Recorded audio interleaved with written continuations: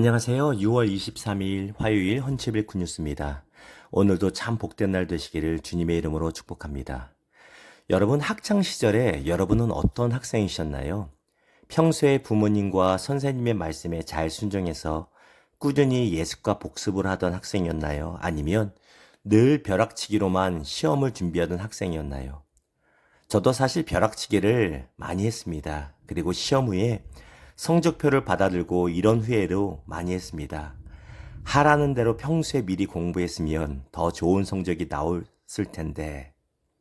오늘 말씀을 통해 나누기 원하는 포인트가 이것입니다. 하나님의 말씀대로 순종하면 하나님께서 내 삶에 크게 일하시는 것을 보게 됩니다. 이것입니다. 오늘 본문의 요나는 하나님의 말씀에 불순종하여 멀리 도망갔지요. 그러나 결국 큰 물고기 뱃속에서 3일 동안 회개 기도를 하고요. 그리고 물고기가 요나를 뱉은 후에 하나님의 말씀이 두 번째로 요나에게 임합니다. 첫 번째와 동일한 말씀입니다. 니느웨로 가서 그들이 회개하고 돌이키도록 하나님의 말씀을 선포하라는 것입니다. 요나서 3장 3절에 보면 당시 니느웨는 아주 큰 도시였습니다.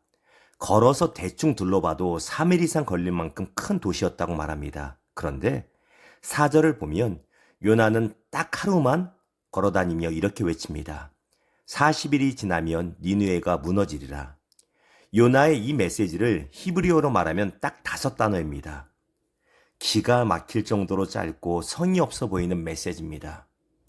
여기서 우리는요, 요나가 말씀에 순종하긴 했지만 진심으로 순종하지 않았다는 것을 보게 됩니다.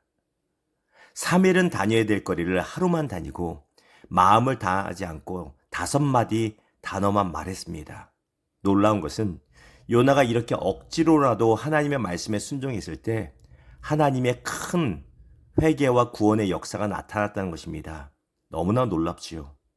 그런데 우리는 동시에 이렇게 상상해 볼 수 있습니다.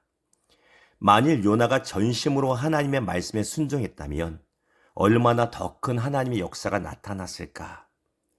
요나서 마지막 장인 4장에도 나타나듯이 요나는 하나님의 말씀에 순종은 하지만 온전한 순종은 하지 않습니다.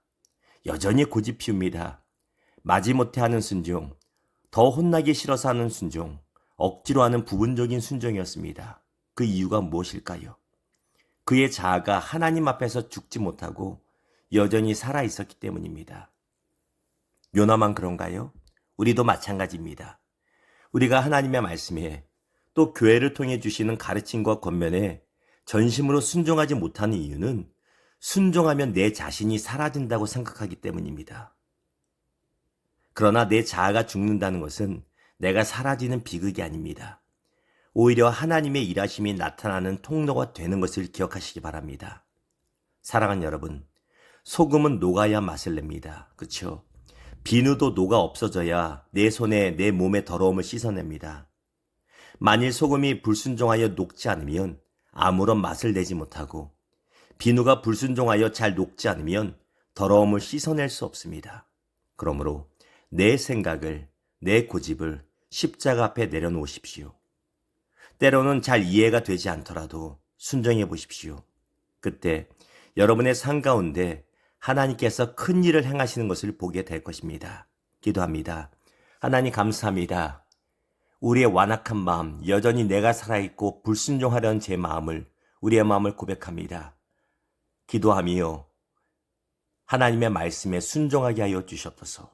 주님, 우리의 완악함을 깨트려 주시고 우리 가운데 하나님의 말씀하시면 그 어떤 것이라도 잘 이해되지 않아도 순종하는 우리들 되게 하여 주시고 하나님의 큰일 행하심을 보게 하여 주시옵소서. 감사합니다. 예수님의 이름으로 축복하며 기도합니다. 아멘.